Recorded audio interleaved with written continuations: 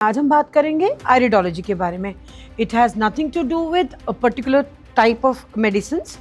आयरिडोलॉजी, जैसा मैं बोलती हूँ, आयरिडोलॉजी को अगर आप सेग्रीगेट करें तो आई मीन्स आई, रिड मतलब छुटकारा पाना, लॉजी मतलब स्टडी।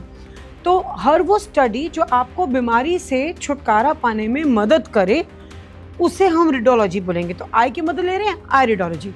ब्रेन के मैटर से डायरेक्ट कनेक्शन है हमारे आइरिस का, और आइरिस उस समय पे बनना शुरू होता है। और अब ये साइंस प्रूव कर चुकी है कि 5th मंथ ऑफ प्रेगनेंसी में लेडी का इमोशनल पैटर्न उस बच्चे के इमोशनल पैटर्न को बहुत ज़्यादा इन्फ्लुएंस करता है। अगर आप पुराने टाइम पे भी जाओ ना 2 मिनट के लिए, हमारे बड़े बूढ़ों के टाइम पर, तो बहुत लोग बोलते थे प्रेगनेंसी में गलत मत सोचो, धार्मिक किताबें पढ़ो।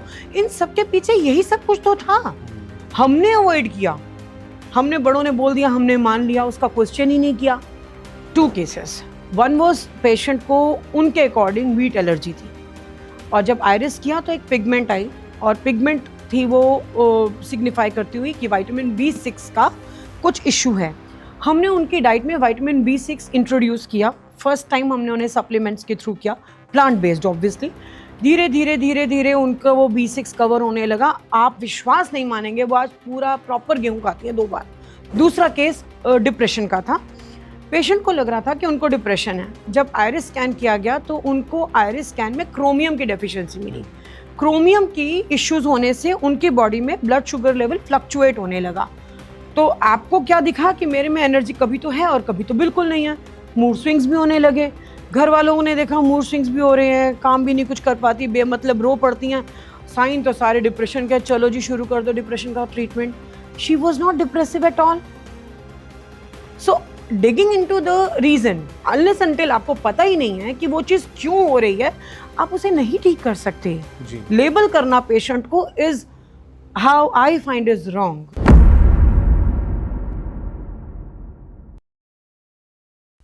हाय what's up and welcome to my new video on Shashank Singh unfiltered. तो आज का वीडियो एंड आज की पॉडकास्ट की बहुत ज़्यादा स्पेशल होने वाली है, क्योंकि आज की हमारी गेस्ट हैं डॉक्टर प्रीति। डॉक्टर प्रीति, आपका स्वागत है हमारे पॉडकास्ट में। Ram Ram ji, thank you so much. तो जितने भी व्यूअर्स हैं, जितने भी सब्सक्राइबर्स हैं आज इस वीडियो को देख रहे हैं, मैं चाहता हूँ आप अपने कॉपी पेन जो भी हो सकता है अपने नोट्स प्रिपेयर करिए, क्योंकि आज इनको बहुत कुछ सीखने को वाला है। सो डॉक्टर प्रीति, मैं चाहता हूँ कि एक ऑडियंस जो है जो आपको बहुत अच्छे से जानती है, लेकिन कुछ ऑडियंस है जो कि अभी न्यू यूथ है, इस फील्ड में आ रहा है, बट उनके लिए एक बहुत अच्छा सेशन होने वाला है। तो मैं चाहता हूँ एक शॉर्ट इंट्रोडक्शन दीजिए ताकि वो आपसे कनेक्ट कर पाएँ।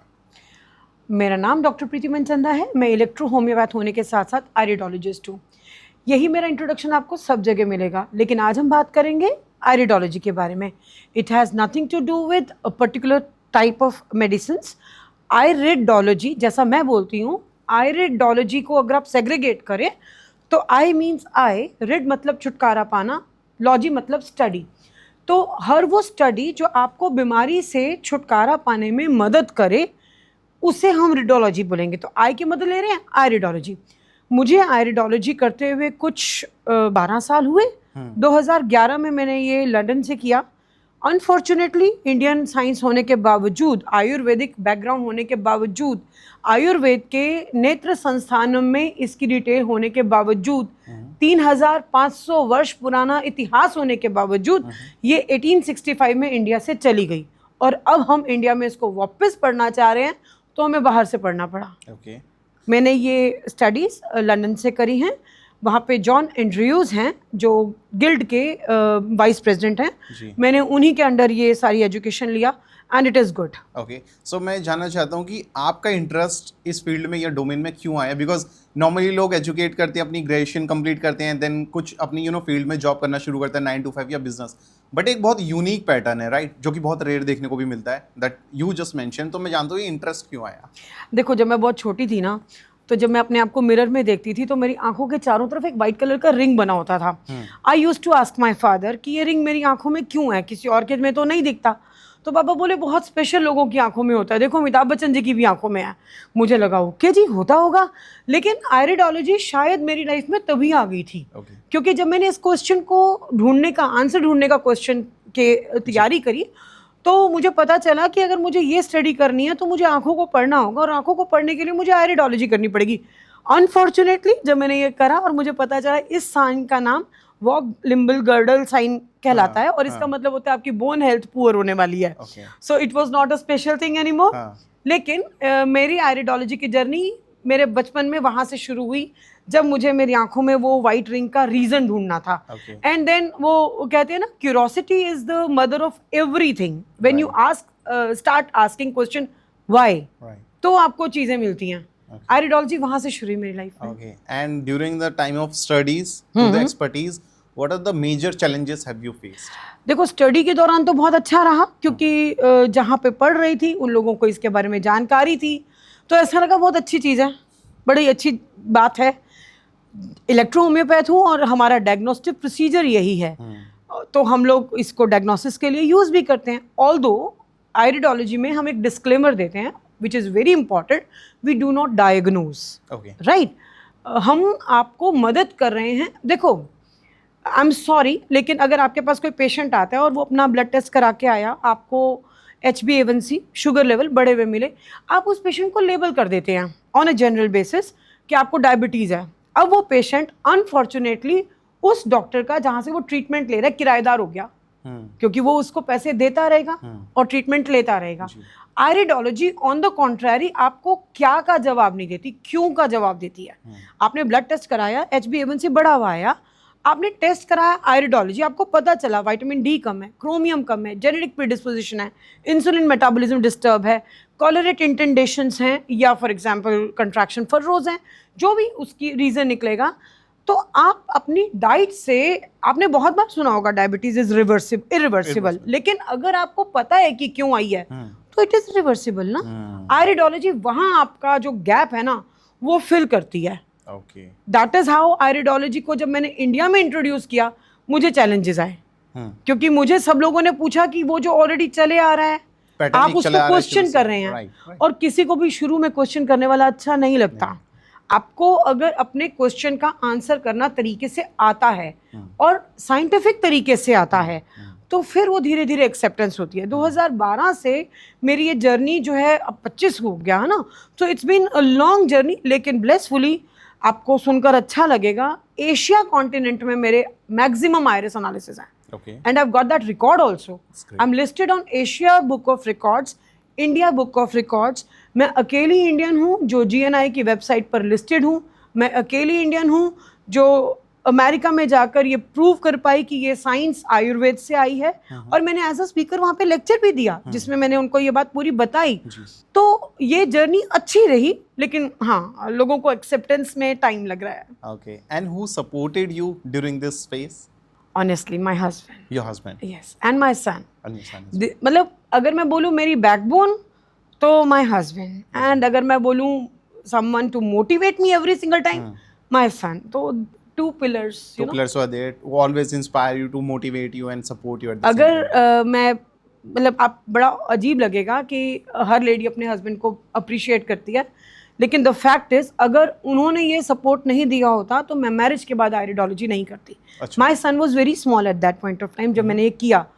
अमूमन नहीं होता ऐसा, है ना. जब आपका बच्चा छोटा होता है, एक बड़ी सिंपल सी धारणा है कि बच्चा छोटा है, तुम कहाँ पढ़ने जा रही हो यार, बच्चे को संभाल लो पहले. सोसाइटी में तो बहुत कॉमन हाँ, वर्ड है. लेकिन he stood by my side every single time. अरे मैं खड़ा हूँ ना, तुम करो. आई मीन अभी भी हम पॉडकास्ट कर रहे हैं, he is at my back but he is not physically here, so yes, this matters. Okay, that's a great answer. Again, to all the viewers, this is something that you gonna listen for the first time on the YouTube and the podcast site, क्योंकि इसके बारे में इतनी research नहीं की गई या फिर बताया नहीं गया इंडियन सोसाइटी में. So again keep your notes handy. So ma'am आते हैं वापस आयरिडोलॉजी के बारे में. तो मैम इसका जैसे आपने बताया कि डायग्नोस नहीं करते हैं, लेकिन क्या ऐसे कॉमन फैक्टर्स होते हैं जिनको देख के बताया जा सकता है कि इंसान को सिर्फ पैटर्न्स के थ्रू ये बीमारी हो सकती है? देखो, आयरिस ना आपके जब एक लेडी प्रेग्नेंट होती है ना, तो बेबी जब ग्रोथ करता है तो 3 लेयर्स होती हैं. एंडोमेट्रियम, मतलब यूट्रस में 3 लेयर्स होती हैं, एक्टोडर्म, मेसोडर्म एंड एंडोडर्म. तो ये तीनों लेयर्स अलग अलग ऑर्गन्स बनाती हैं. ब्रेन के मैटर से डायरेक्ट कनेक्शन है हमारे आयरिस का. और आयरिस उस समय पे बनना शुरू होता है। और अब ये साइंस प्रूव कर चुकी है कि 5th मंथ ऑफ प्रेगनेंसी में लेडी का इमोशनल पैटर्न उस बच्चे के इमोशनल पैटर्न को बहुत ज़्यादा इन्फ्लुएंस करता है। अगर आप पुराने टाइम पे भी जाओ ना 2 मिनट के लिए, हमारे बड़े बूढ़ों के टाइम पर, तो बहुत लोग बोलते थे प्रेगनेंसी में गलत मत सोचो, धार्मिक किताबें पढ़ो। इन सब के पीछे यही सब कुछ तो था। हमने अवॉइड किया, हमने, बड़ों ने बोल दिया, हमने मान लिया, उसका क्वेश्चन ही नहीं किया, है ना। ये तब से है। तो जब एक लेडी ड्यूरिंग प्रेगनेंसी अपने बच्चे के अंदर वो इम्प्रिंट लेकर चल रही है, सो जैसे जैसे वो बच्चा बड़ा होता है ना, वो जेनेटिक पैटर्न्स लेकर बड़ा होता है। आपको अजीब लगेगा, लेकिन अगर हम आयरिस एनालिसिस करें तो कई बार हम पेशेंट्स को ये भी बता दें आपके परिवार में टीबी था, और बोलेंगे नहीं, फिर वो फ़ोन करके घर पूछते हैं तो पता चलता है हाँ दादाजी को था।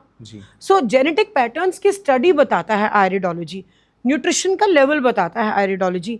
आपको बीमार नहीं रखने में, आपको ठीक रखने में मदद करती है आयरिडोलॉजी। जो एक पैटर्न अगर हम देखें, फादर और मदर, इनके जीन्स बच्चे में आए, इस फादर को जीन्स उनके पेरेंट्स से मिले थे, इस मदर को जीन्स उनके पेरेंट्स से मिले थे। सो एक बच्चे में 2, 2, 2, 4 ऐसे करते करते करें तो 32 पीपल की इम्प्रिंट एक आयरिस में मिलते हैं। So that way an iris is capable of handling 28,000 nerve endings. So more than 200 information वो आपको बताता है। अब ये इस बात पे डिपेंड करता है कि कौन इसको कैसे लेता है। फॉर एग्जाम्पल, अगर मैंने आपको या किसी को भी बोला कि आपके आयरिस में मुझे आपके टीबी दिख रही है, अब ये आप पर निर्भर करता है कि आप ये सोचें कि ओहो टीबी दिख रही है अब क्या होगा, या आप ये सोचें ये टीबी दिख रही है मुझे नुकसान नहीं होना चाहिए, क्या करूं। तो ये आपका दृष्टिकोण है। विद्या कभी भी खराब नहीं होती जी, बिल्कुल। आप उसे कैसे इस्तेमाल करते हैं वो मैटर करता है। सो आयरिडोलॉजी, टू आंसर योर क्वेश्चन, बहुत अच्छे से इम्प्रिंट्स लेते हुए आती है, तो आपको काफ़ी हद तक मदद करती है। ठीक है, आप कोई केस स्टडी में बता सकते हैं, जैसे without taking the name of the client, कि आपने कैसे ट्रीट करा होगा, and the question that coming to you कि ये तो हमारे पैटर्न में, चार्ट में ही नहीं है, लाइक हमें जो पढ़ाया जाता है या बताया जाता है, this is totally against to that, and you have treated that well. 2 cases. One was patient को उनके अकॉर्डिंग व्हीट एलर्जी थी, और जब आयरिस किया तो एक पिगमेंट आई, और पिगमेंट थी वो सिग्निफाई करती हुई कि विटामिन B6 का कुछ इशू है। हमने उनकी डाइट में विटामिन B6 इंट्रोड्यूस किया। फर्स्ट टाइम हमने उन्हें सप्लीमेंट्स के थ्रू किया, प्लांट बेस्ड ऑब्वियसली। धीरे धीरे धीरे धीरे उनका वो B6 कवर होने लगा। आप विश्वास नहीं मानेंगे, वो आज पूरा प्रॉपर गेहूँ खाती है 2 बार दिन में। 1 बार वो गेहूँ अभी भी नहीं खा पा रही हैं, 3 बार खाना चाहिए था उनको, लेकिन वो 2 बार गेहूँ बड़े आराम से खा पा रही हैं। ये पहला केस है जो मुझे लगता है कि बहुत, आप समझिए, व्हीट एलर्जी का कोई निदान नहीं है। लोग गेहूं छोड़ देते हैं, पर मैं नहीं खाना चाहूँ, मेरी चॉइस है ना, मुझे नहीं खाना, ये रॉन्ग है। दूसरा केस डिप्रेशन का था। पेशेंट को लग रहा था कि उनको डिप्रेशन है। जब आयरिस स्कैन किया गया तो उनको आयरिस स्कैन में क्रोमियम की डेफिशिएंसी मिली। क्रोमियम की इश्यूज होने से उनकी बॉडी में ब्लड शुगर लेवल फ्लक्चुएट होने लगा। तो आपको क्या दिखा कि मेरे में एनर्जी कभी तो है और कभी तो बिल्कुल नहीं है। मूड स्विंग्स भी होने लगे। घर वालों ने देखा मूड स्विंग्स भी हो रहे हैं, काम भी नहीं कुछ कर पाती, बेमतलब रो पड़ती हैं। साइन तो सारे डिप्रेशन के, चलो जी शुरू कर दो डिप्रेशन का treatment. She was not depressive at all. So digging into the reason, unless until आपको पता ही नहीं है कि वो चीज़ क्यों हो रही है, आप उसे नहीं ठीक कर सकते जी। लेबल करना पेशेंट को is how I find is wrong. वो इंसान है जी, ठीक है, तबीयत ठीक नहीं है, समझिए क्यों ठीक नहीं है, कर दीजिए ठीक जी। ये 2 केसेस हैं जो मुझे बड़े इंटरेस्टिंग लगते हैं जी। बिल्कुल। तो मैम एक क्वेश्चन आया, जैसे आपने डिप्रेशन की बात करी, क्या आयरिडोलॉजी के थ्रू हम किसी का मेंटल स्टेट जान सकते हैं? क्या वो एंग्जाइटी से गो थ्रू कर रही है, डिप्रेशन के थ्रू गो थ्रू? अच्छा, बताइए। डेफिनेटली कर सकते हैं। आयरिस में कुछ एक साइंस हैं जिनके थ्रू हम जेनेटिक प्रीडिस्पोजिशन, जैसा मैंने बताया, कुछ एक डेफिशिएंसीज हैं जिनमें डिप्रेशन होता ही नहीं है लेकिन दिखता है। लेकिन एक पिगमेंट है जिसको हम लोग हेजहॉग पिगमेंट कहते हैं, और ये तब होती है जब किसी पेशेंट में ईस्ट्रोजन डोमिनेंस हो, एक हार्मोन की डोमिनेंस हो, और वो एक मेडिकल केस है जहाँ पर आपको उसका ट्रीटमेंट देना पड़ेगा, which is beyond nutrition, which is beyond their what I say yoga or anything. You genuinely need a medicine for that particular thing. So yes, many times आपको डिप्रेशन होता है, मैनी टाइम्स वो nutrition से related होता है, लेकिन ऐसा नहीं कह सकते कि उसका रीज़न नहीं मिल सकता। हाँ, अगर आप किसी के मेंटल इश्यूज़ को, एंग्जाइटी को समझना चाहें तो iris is a wonderful tool, क्योंकि उसको एक्चुअली है या नहीं, उसको दिख रहा है और उसको एक्चुअली है, इन दोनों बातों में फ़र्क है ना। आपको परसीव होना और आपको एक्चुअली होना। अगर मैं आप समझिए येलो कलर का कपड़ा पहनकर निकलते हैं, 10 लोग आपको रास्ते में मिलते हैं और 10 के 10 आपको बोलते हैं अरे येलो कलर तो सूट कर रहा है आप पर, तो आप क्या करते हैं कि थोड़े दिनों के अंदर आप बोलने लगते हैं कि यार मेरे को पहले तो पसंद नहीं था येलो, अब बड़ा अच्छा लगता है, क्योंकि वो दिमाग पर आपके असर करने लगा। बस आयरिडोलॉजी उस दिमाग में चल रही वो एक ठर्रा होता है ना कि हाँ मुझे इसी लाइन पर चलना है, उसको तोड़कर आपको हेल्थ की तरफ ले जाने में बहुत बड़ा मदद करती है। ओके, तो मैम इससे क्या फ्यूचर भी प्रेडिक्ट कर सकते हो? जैसे we talk about past, we talk about present, but क्या इस एनालिसिस के थ्रू हम बता सकते हैं कि फ्यूचर में आप इस इम्पैक्ट से गो थ्रू कर पाएंगे? To certain extent yes. अगर समझो किसी को डिफिशियंसी है किसी भी XYZ चीज़ की, अगर उसने और उसको रिपेयर नहीं किया तो वो डिफिशियंसी तो धीरे धीरे रूप बदलेगी। तो अगर आप उसे कवर नहीं करें तो फ्यूचर में वो क्या हो सकती है आप बता सकते हैं टू सर्टेन एक्सटेंट। हाँ, yes. Okay okay, so ma'am इतनी ज़्यादा जब स्टडीज़ हैं इसके ऊपर and people are getting educated, तो फार्मा इसको मैम नेग्लेक्ट क्यों करती है? आई एम सॉरी, लेकिन आपका अपना काम है, मेरा अपना काम है। अगर मैं आपके काम में बाधा हूँ या आप मेरे काम में बाधा हैं तो आप मुझे क्यों अच्छे लगेंगे? जी।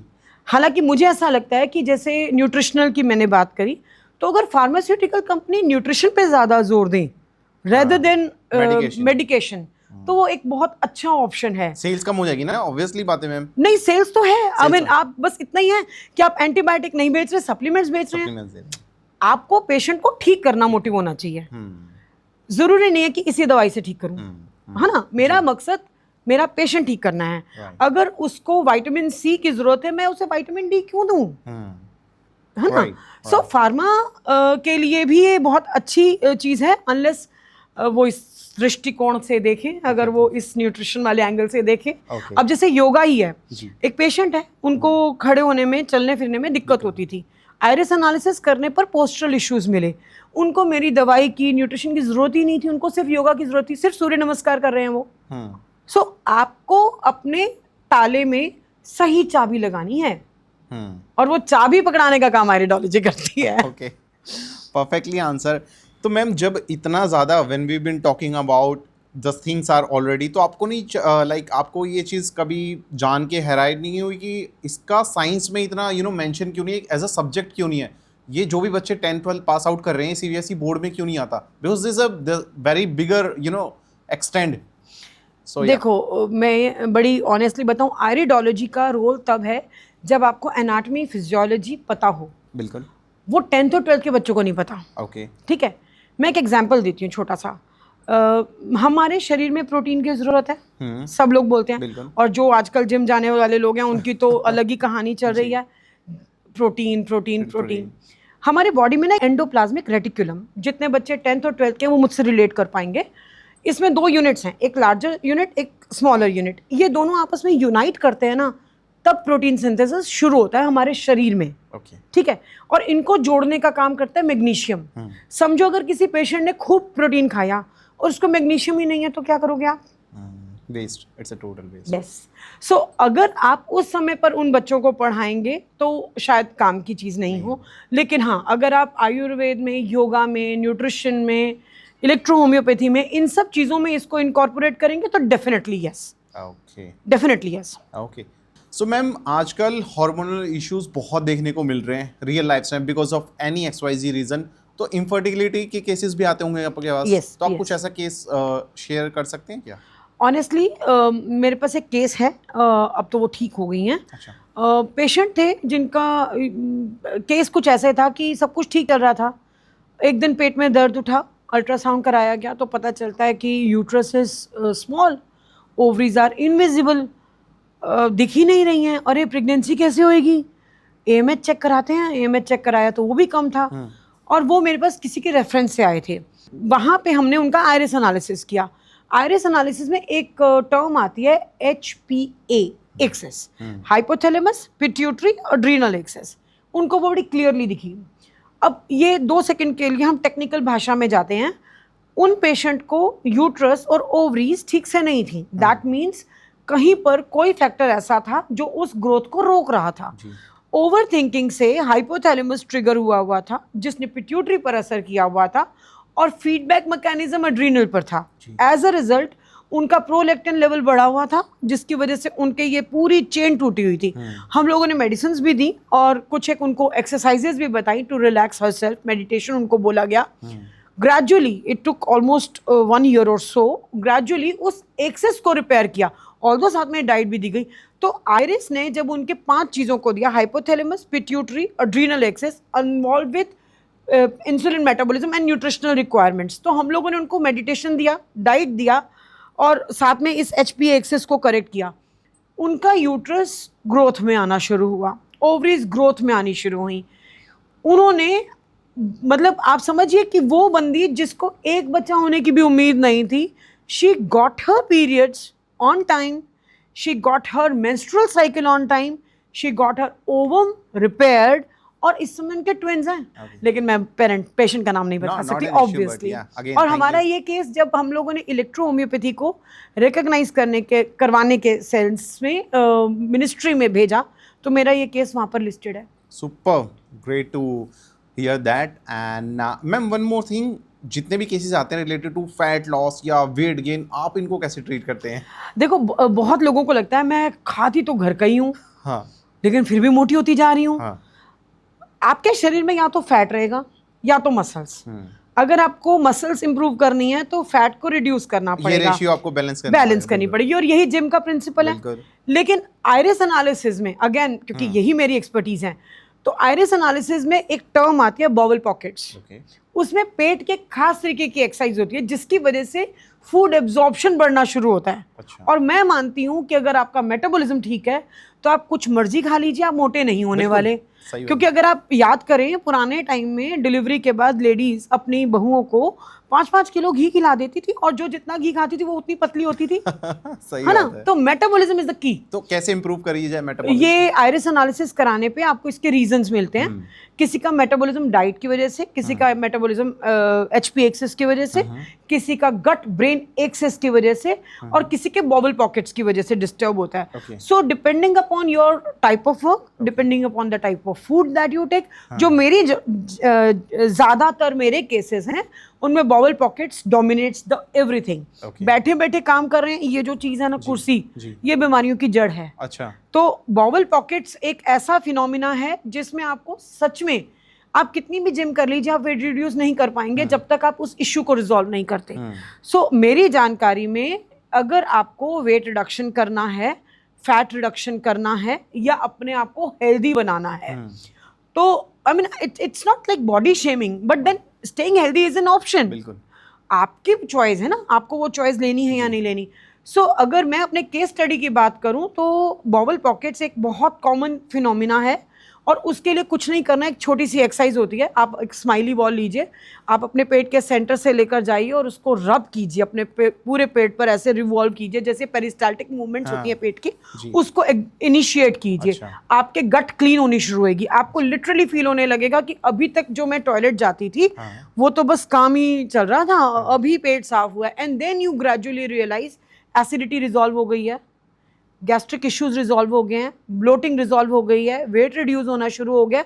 And trust me over this, अगर आपका वेट रिड्यूस होना शुरू हुआ है बिकॉज ऑफ मेटाबॉलिज्म, सो आपकी 5 चीज़ें एक साथ ठीक होंगी। आपकी स्लीप अच्छी होगी, आपकी फूड एब्जॉर्प्शन अच्छी होगी, आपके हार्मोनल इश्यूज रिजॉल्व होंगे, आपकी एनर्जी लेवल बढ़ेंगे, तो ऑब्वियसली आपकी मेंटल हेल्थ बढ़ेगी। सो ये 5 इश्यूज उस एक प्रॉब्लम से रिजॉल्व हुए जो आपको जानकारी में भी नहीं थे, नहीं पता था, अवेयरनेस नहीं थी। तो केस स्टडी में अगर हम देखते हैं ना इन चीजों को, तो ये एक नहीं होती, there is a cluster of things which is in together, collectively आपको इम्पैक्ट करती हैं। मैं मोटी हो गई हूँ, मुझसे नहीं उठा जा रहा, घुटने में दर्द होने लग गया, अब मैं ऑर्थो के पास क्यों जा रही हूँ? संभव है ना कि मुझे डेफिशिएंसीज ना हो, संभव है कि मेरे पैर को 70 किलो वजन उठाने की आदत है और मैं 90 की हो गई हूँ, तो मुझे वो 20 हटाने हैं, मुझे ऑर्थोपेडिक की जरूरत नहीं है।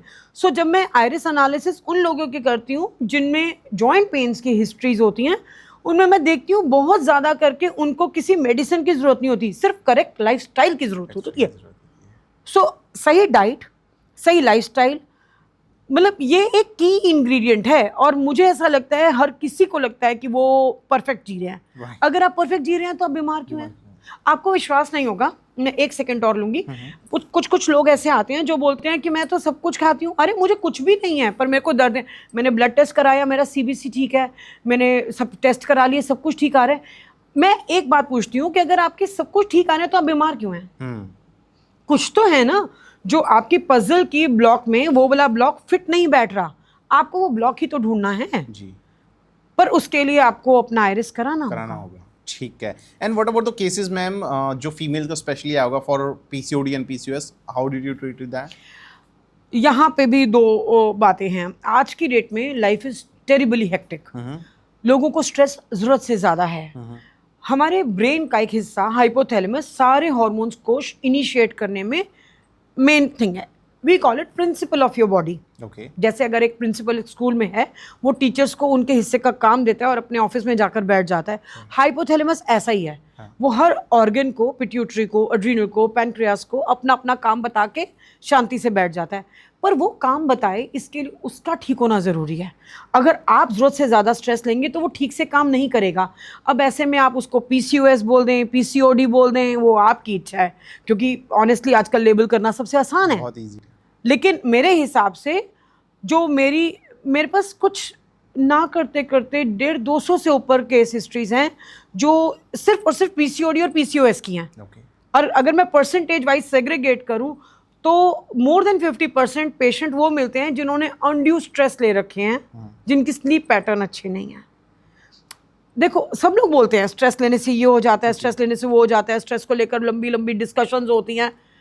स्ट्रेस एक्चुअली क्या कर रहा है आपको पता ही नहीं है। जो आपके हिसाब से नॉर्मल है, अरे मैं रोज सुबह 9 to 5 की जॉब करती हूँ, मैं ये मेरे लिए नॉर्मल है, आपके बॉडी को वो स्ट्रेस दे रहा है।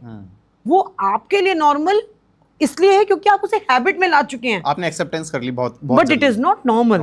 सो अगर मैं केस हिस्ट्रीज 50% देखूं तो वो हैं जो अपनी लाइफस्टाइल की वजह से डिस्टर्ब्ड है। 25% ऐसे हैं जिनके वेट इश्यूज हैं, 25% ऐसे हैं जिनको जेन्युइनली मेडिसिन की जरूरत है।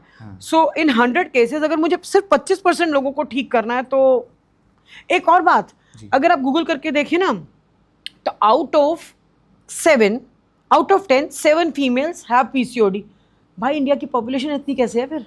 सही बात है। Either the stats is wrong या तो आप गलत चीज सर्च आउट कर रहे हैं। पीसीओडी अगर आप पढ़ते हैं गूगल पे तो सबसे पहले आता है पीसीओडी या इनफर्टिलिटी होगी। अगर 10 में से 7 फीमेल्स को पीसीओडी है तो भाई इतनी पॉपुलेशन कहाँ से आ रही है? इतनी पॉपुलेशन कैसे हो गई? Right, rightly mention ma'am. अब थोड़ा सा स्टडी पे हम वापस आते हैं मैम। जब इतनी ज़्यादा इस पर रिसर्च है and you are very much aware about that, तो इसका मेंशन हमारे आयुर्वेदा में क्यों नहीं किया गया? आई एम सो सॉरी, पुराने टाइम में पर्दा था, लोग घूंघट करते थे, फीमेल्स बाहर नहीं निकलती थी। It has nothing to do with being feminism, लेकिन हाँ ये ट्रेंड था। लोग यहाँ तक तो घूंघट करते थे, आप कैसे उसका आइरिस देखेंगे? और अगर समझो किसी ने किसी को बोल भी दिया, किसी डॉक्टर ने कि मुझे आपकी आंखें देखनी है, तो बड़े ऑफेंसिव हो जाते थे लोग, मार-धाड़ पे बात। हाँ, और किसी किसी कम्युनिटी में तो आप पर्दे के अगेंस्ट बोल ही नहीं सकते। बहुत सारे ऐसे लोग हैं इंडिया में जिनको मुंह चेहरा ढकना उनका एक पार्ट ऑफ ट्रेडिशन है। वो डिफ्रेंशिएट ही नहीं कर पाते कि ट्रेडिशन अलग है, हेल्थ अलग है, और वो जो इंडिविजुअल आपको ठीक कर रहा है ना वो एक डॉक्टर है। That individual has a degree for that, he और she is qualified for that. वो आपके फैमिली के मेंबर को निहारने नहीं बैठा जी। तो आप उसे मदद कीजिए। इस पूरे एपिसोड में सबसे आसान क्या हुआ? पर्दे में से बाहर हाथ निकाला, नाड़ी देखी, जान छुड़ाई और हो गया फेमस। तो नाड़ी विज्ञान इतना आगे चला गया, कन्वीनियंट भी है। और यहीं से मेरी अगली बात है कि अगर इतनी रिलायबल नहीं होती तो सिक्योरिटी रीजंस में आइरिस स्कैन क्यों होता? आप देखिए कहीं पर भी आप जाएं जहाँ पे आपको सिक्योरिटी प्रोटोकॉल देखना है तो वो सबसे पहले आपका रेटिना स्कैन करते हैं। राइट, बिल्कुल सही बात। It is going to stay the way it is. आप जब पैदा होते हैं 7 साल की उम्र तक आपका आइरिस बनता है, और 7 साल की उम्र के बाद से आप चाहे 60 के जाएं या 80 के जाएं वो वैसा ही रहने वाला है। अच्छा। सो वो एक रिलायबल मार्कर है। आप पेन्स यूनिक में आइडेंटिटी है यस, जो कभी भी डुप्लीकेट नहीं हो सकती। हाँ, Right. जैसे हर इंसान के फिंगरप्रिंट्स यूनिक है, ऐसे हर इंसान का आइरिस यूनिक है। एक फैमिली के ट्विंस जो हैं उनका भी आइरिस सेम नहीं है। Iris is unique to every individual like our DNA. अच्छा, और जो कुदरत ने आपको पैदा होते के साथ में गिफ्ट दिया, आप उस लैंग्वेज को डिकोड नहीं कर पा रहे हैं तो आप गलत हैं। उन्होंने तो आपको 7 साल की उम्र में बता दिया कि क्या क्या कमियां आने वाले कल में आ सकती हैं और आप उन्हें कैसे पूरा कर सकते हैं। तो अगर हर आइरिस यूनिक है तो हर बंदे की अपनी एक स्टोरी है जी, आपको उसे डिकोड ही तो करना है। बिल्कुल बिल्कुल मैम। तो वो एक फैक्टर है कि मतलब मुझे लगता है कि इतना टाइम डॉक्टर्स नहीं देते हैं पेशेंट्स को, और ये एक रीज़न है कि iridology is kind of getting neglected, लेकिन अभी तो समय बीत रहा है। अच्छा, ठीक है। So ma'am, what is the basic and the major transition you have see? आपने बाहर की स्टडी भी करी, यहाँ की स्टडी भी आपने ऑब्जर्व कर ली। बेसिक आपको और सबसे मेजर क्या ट्रांजिशन और बहुत ज़्यादा फर्क देखने को क्या मिला? देखो, आइरिस का कलर बाहर जहाँ मैंने पढ़ा लंदन में वहाँ ब्लू है। अच्छा, हम लोग यहाँ जो देखते हैं वो आपको काली दिखती होगी, ब्लैक है नहीं। अच्छा, अगर आप आइरिस कैमरा से अपनी आंख देखेंगे तो इट इज ब्राउन अच्छा, and it is so beautiful. Okay, मतलब ये गोल्डन ब्राउन है, और जब आप इसके सारे निशान देखते हैं ना, उन निशानों से आपको आपकी इमोशनल हेल्थ के बारे में पता चलता है। आप कितने ब्रेन डोमिनेटेड हैं, आप कितने इमोशन डोमिनेटेड हैं, आपको कौन सा करियर बेसिकली चुनना चाहिए। फॉर एग्जांपल, कई लोग बोलते हैं ना कि मेरे बच्चे को मैं डॉक्टर बनाना चाहता हूँ, तो मैं आइरिस देखती हूँ तो मेरे को लगता है ये तो बहुत इमोशनल है, कि सर्जन तो बन ही नहीं पाएगा। हाँ, तो it has nothing to do with judging, मैं उस इंसान को जज नहीं कर रही हूँ, लेकिन वो इमोशनली इतना डोमिनेंट है कि अगर उसको सर्जन बनना है तो अपने इमोशंस को साइड रखना पड़ेगा। So iris is not only capable of judging nutrition, it is capable of emotion also. और ये ट्रांजिशन मैंने देखा जब मैं ब्लू आइरिस से ब्राउन आइरिस में आई, हमारे इंडियन कल्चर में आई। आइरिस को 3 कैटेगरी में डिवाइन करते हैं, लिम्फेटिक, मिक्स्ड और सैंग्वाइन। हमारा हिमैटोजेनिक है, हमारा सैंग्वाइन है। तो ब्राउन आइरिस में फीचर्स बहुत शार्प दिखते हैं, कलर्स उतने शार्प चाहे ना दिखें, लेकिन इमोशंस बहुत शार्प दिखते हैं। सो जहाँ ब्लू आइरिस आपको न्यूट्रिशन के बारे में ज़्यादा इंफॉर्मेशन देता है, ब्राउन आइरिस आपको आपके इमोशंस के बारे में, आपकी सोच के बारे में, आपके ब्रेन के बारे में, आपकी तालमेल आप लोगों में कैसे, आप कितने सोशल हो सकते हैं, उन सब चीज़ों के बारे में बताता है। तो there is a huge transition between health from starting from the nutrition to the diseases to the emotions to the yoga and all. तो iris is diversified, ये एक बहुत बड़ा ट्रांजिशन है, और मेरा मानना है ये हर बंदे को मदद करता है। समझो कोई न्यूट्रिशनिस्ट है, उसको अगर पता चले तो वो डाइट चार्ट अच्छा बनाएगी। कोई योगा वाला है, उसको पता चल रहा है कि इसके पर्टिकुलरली इसी स्पाइन में प्रॉब्लम है, तो मैं उसके लिए जो योगा का चार्ट बनाऊं वो कस्टमाइज कर सकता हूं। कोई ऐसा जो साइकियाट्रिस्ट है वो उनको, जैसे अब डेजी पेटल लेक्यूना होता है, कैट आई शेप लेक्यूना होता है, कंट्रैक्शन फरोज होती हैं, ट्रांसवर्सल्स होते हैं, न्यूट्रिशन डेफिशिएंसीज होती हैं, तो एक साइकियाट्रिस्ट एक पैटर्न बना सकता है कि यार इसको बीमारी नहीं है, इसको सिर्फ वो समझ नहीं आ रही बात। So transition from nutrition to yoga is totally diversified. इसका बहुत बड़ा होराइजन है। सो ट्रांजिशन तो डेफिनेटली है। ठीक है मैम, आई गेस बहुत एक डीप कॉन्वर्सेशन है जो कि लोगों को समझ आई होगी। सो मैम, मैं क्वेश्चन और करना चाहता हूँ, ये प्रोफेशन आपके लिए एक तरीके से मंदिर है, because you are monetising from that as well. लेकिन जब मैं सर्च आउट कर रहा था, I have seen many people talking about the fake science और the scam, the iridology in India. So how do you feel about that? यहाँ पे ना पहली बात तो जैसे मैंने बताया 1865 में इंडिया से चली गई। सिंस 1865 इसको लेकर रिसर्च ही नहीं हुई, आपको साइंटिफिक एविडेंस कैसे मिलेंगे? करिए तो सही। आपने 1865 से उस साइंस को लुप्त कर दिया है। जिस चीज को आप लुप्त करे बैठे हैं, व्हाट रीजन? कुछ यही पर्दा प्रथा थी। अच्छा, देख नहीं पाते थे। और मेरे को ऐसा लगता है lack of camera would have been also a reason. अभी हमारे पास इंस्ट्रूमेंट्स हैं, हम आइरिस की एक इमेज ले लेते हैं, क्योंकि आप समझो मैं आपको लाइट से आंखों में देख रही हूँ तो फोटो सेंसिटिविटी है, मुझे तकलीफ होगी। अभी मैंने आइरिस की आपकी एक इमेज ले ली कैमरा की, अब आप चाहे पलके झपके, चाहे आंखें बंद करके बैठकर सुनना चाहें, आपको लोड नहीं है। So lack of devices would have been a reason. So जो चीज 1865 में गायब हो गई, आप 2025 में उसका एविडेंस मांग रहे हैं. This doesn't make sense to me. Right. आप उसके लिए आपने क्या किया उसको प्रमोट करने के लिए? आज आप क्वेश्चन करते हैं कि ये फेक है. भाई कैसे? आपके पास फेक बोलने के लिए भी तो कोई प्रूफ नहीं है ना. First thing. दूसरी चीज, जैसे मैंने सबसे पहले बोला था, आयरिडोलॉजी वी डू नॉट डायग्नोज. बिल्कुल. हम लेबल नहीं करते. सो अगर मैं ये कहूं कि किसी के आयरिस में कैल्शियम मेटाबॉलिज्म डिस्टर्ब है, सो मैं ये एक्सपेक्ट तो कर सकती हूँ कि उसको स्टोन्स होंगे, पर मैं लिख कर ये नहीं बोल सकती किडनी स्टोन है चलो सर्जरी करते हैं. दिस इज नॉट फेयर जी. क्योंकि मुझे रीजन मिल रहा है, आपको फर्दर इन्वेस्टिगेट करना पड़ेगा.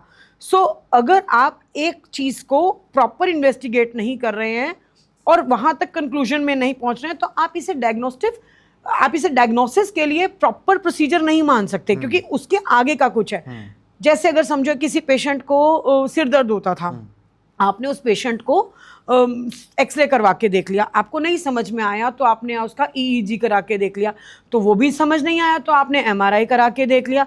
अब मैं क्या बोलूं कि एक्सरे अच्छा नहीं है, कि ईईजी अच्छा नहीं है, कि एमआरआई अच्छा नहीं है. हर किसी की अपनी जगह है ना. जहां आपको रीजन मिल गया होता वहीं रुक जाते थे. तो आयरिडोलॉजी भी आपको एक बात बता रही है कि कैल्शियम मेटाबॉलिज्म डिस्टर्ब है. अब आप उसे फर्दर इन्वेस्टिगेट तो कीजिए. अगर आप इन्वेस्टिगेट ही नहीं कर रहे तो आप इसे क्वैक क्यों कह रहे हैं? राइट.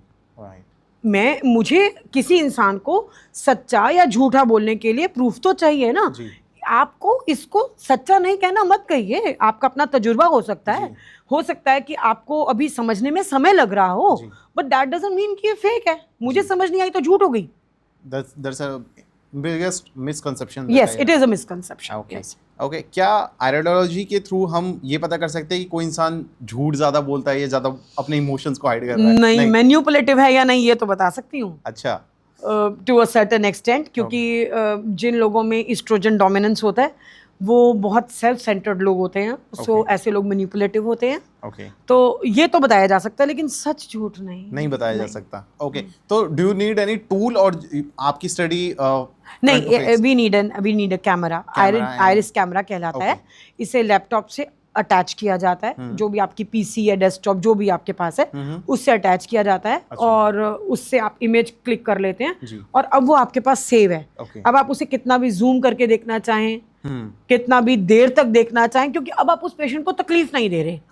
आप अगर किसी के आगे ऐसे टॉर्च रखकर देखेंगे तो कैसे अच्छा है ना. बिल्कुल. तो वो iris camera is needed for that. That's a device. Okay. So doctor आप बता सकते हैं कि किन किन लोगों का आई एनालिसिस नहीं किया जा सकता?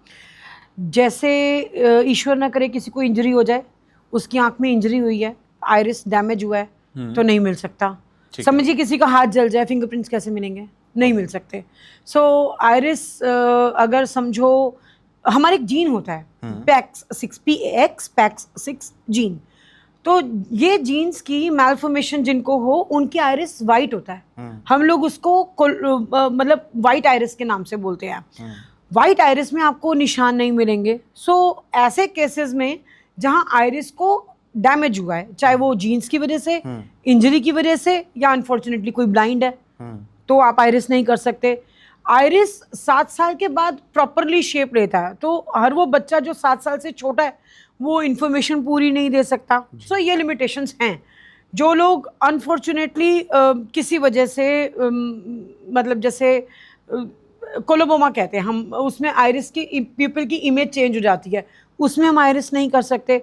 कुछ लोगों को लगता है आइरिस है तो क्या इसमें प्रेगनेंसी टेस्ट पॉजिटिव है या नहीं है ये पता कर सकते हैं? अच्छा. नहीं कर सकते, क्योंकि आइरिस आपकी पैथोलॉजी नहीं बता रहा. अच्छा. आइरिस आपकी फिजियोलॉजी बता रहा है. तो ये आपकी फिजियोलॉजिकल स्टेट्स के बारे में बता रहा है. जिनका नहीं कर सकते वो तो एक पार्ट है, लेकिन पैथोलॉजिकल कंडीशंस आइरिस बताएगा. प्रेगनेंसी तो एक नॉर्मल फिनोमिना है, वो नहीं बता सकता ना. And what about the people जो कांटेक्ट लेंस यूज करते हैं? अगर कांटेक्ट लेंस रिमूव कर दिए जाएं तो हाँ आप उनका आइरिस कर सकते हैं. कांटेक्ट लेंस के साथ भी लोग करते हैं, पर मुझे लगता है क्लियर पिक्चर नहीं आती होंगी. राइट. आप 100% श्योर नहीं हो, आप कैसे बताओगे? जी. मुझे श्योर होना जरूरी है ना आपको बताने के लिए. जी. बिल्कुल मैम, बिल्कुल. बहुत अच्छा लगा मैम सुन के. अब बहुत सारे बच्चे ऐसे होंगे जो इसके बारे में और पढ़ना चाहेंगे, तो मैम मैं पूछना चाहता हूँ आउट ऑफ क्यूरियोसिटी कि इसकी पढ़ाई कैसे करें, या फिर इसके बारे में और चीजें जाननी है हमें आउट ऑफ क्यूरियोसिटी, मैं I am open to this, I am open to everyone who wants to learn iridology. मैं वर्कशॉप्स कंडक्ट करती हूँ। आपको आयरिडोलॉजी के बारे में नॉलेज चाहिए, आप क्या पूछना चाहते हैं आप पूछिए, आप पूरा कोर्स करना चाहते हैं पूरा कोर्स कीजिए, लेकिन पढ़िए और ऐसे इंसान से पढ़िए जिसको जो इसमें क्वालिफाइड है। इट हैज़ ऐसा नहीं है कि मैं अपनी बात कर रही हूँ, पर मेरे हिसाब से मैंने पूरा सर्च किया, आयरिडोलॉजी को पूरी तरह से जानने वाले इंडिया में कुछ इक्का दुक्का लोग ही हैं। तो सिर्फ आयरिस की इमेज ले लेना और गूगल से पढ़ लेना काफ़ी नहीं है ना। जिस इंसान से आप पढ़ रहे हैं आयरिस एनालिसिस के लिए, आयरिडोलॉजी कर रहे हैं, आप 2 मिनट देखिए तो सही कि वो उसके लिए पढ़ा लिखा है भी सही या नहीं। जिस एसोसिएशंस में वो जाता है या जाती है वो वहाँ पे लिस्टेड है या नहीं। क्वैक बहुत ज़्यादा है आजकल ना, तो आप किसी से भी पढ़ना चाहें वो आपकी चॉइस है। मेरी बात रही, हाँ मैं एजुकेट करती हूँ, आपको कुछ जानकारी चाहिए, I am comfortable in providing you any knowledge if I can, and I will be more than happy to promote it. मैंने एक बुक लिखी है लाइफ इन आयरिस। हाँ, मैं ये पूछना चाहता कि इसके ऊपर अगर किसी को कोई बुक रीड आउट करनी हाँ हो, है, तो मेरी अच्छा, एक बुक है जो जब मैं स्टूडेंट्स को इसके बारे में एजुकेट करने की कोशिश करती हूँ, जब मैं वर्कशॉप्स कंडक्ट करती हूँ, तो मैं ये बुक उनको देती हूँ अगर अच्छा। वो चाहें पढ़ना तो, क्योंकि लिटरेचर ज़रूरी है। ठीक है। आप मुझसे सुनकर गए हैं, घर जाकर आपको वो सारी टर्म्स याद हैं या नहीं याद, क्योंकि ये नया है आपके लिए। So book has to be there. Is it available online? No, this not we available. provide it on the during the education thing only. Okay, okay ma'am, ठीक है। तो जितने भी स्टूडेंट्स इसको देख रहे हैं या जिनकी क्यूरियोसिटी होगी जाने की, they will definitely reach out to you ma'am. And जितने भी लाइक अगेन व्यूअर साइड मैं नीचे डिस्क्रिप्शन में दे रहा हूँ, क्लिनिक का भी एड्रेस है, प्लस मैम का contact number, plus that's it. And Instagram पे भी आप अपना, मैंने देखा है यू बीन एक्टिव राइट, तो इंस्टा पे भी आप कनेक्ट कर सकते हैं। But again thank you so much ma'am for coming today and giving us time for educating people. Thank you so much ma'am for today.